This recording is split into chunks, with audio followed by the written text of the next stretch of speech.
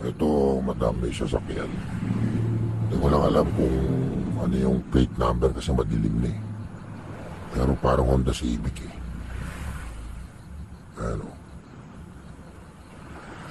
Parang Honda Civic yung sasakyan eh. Hindi ko maaninag eh. Mahirap babain eh.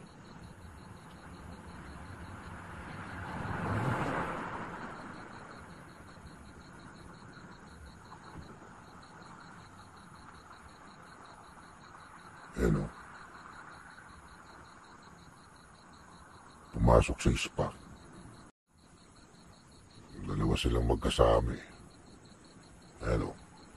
Dalawang sundalo eh. Pero di ko maaninag yung plate number eh. Kung ano eh.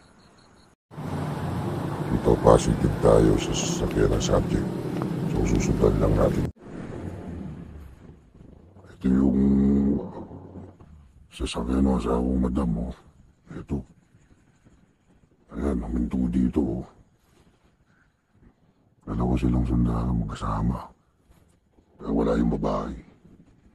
So tama, inala ko, hindi dito pumunta yung... Hindi pinuntahan ng babae yung ano, sundalo asawa mo. Pero yung sasakyan oh. Pagkita.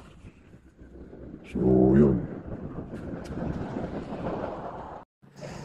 Dito nakasipat tayo kaya lang against the light. Di manilag ang plaka. Diyan, paalis na siya. Paliko siya doon sa direksyong una. Sinusundan ko, madam. May iba ng direksyon eh.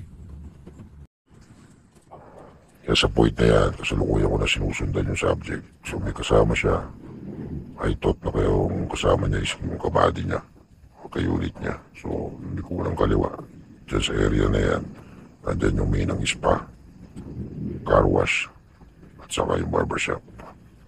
Diyan sa area na yan, karaniwan naglalaro yung subject natin.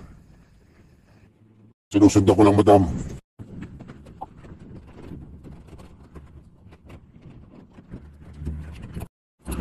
Hello, madam. So, andito. Umarada din eh. Ewan ko, parang di raw siya tayo na paano.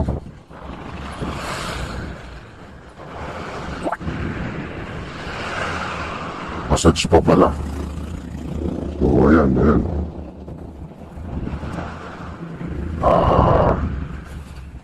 Lalapitan ko.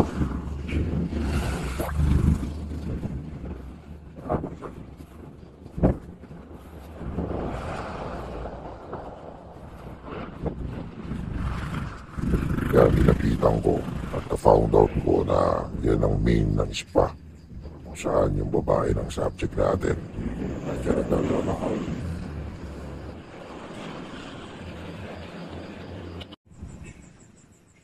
Ayun sila oh. Hindi ko alam kung saan pupunta.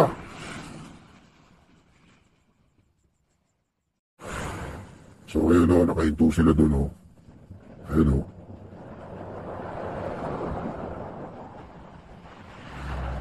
Ayun. Lalakad siya. Pero siya na madamo. Galit na galit. Ayan o, nakatayo. May hinihintay o.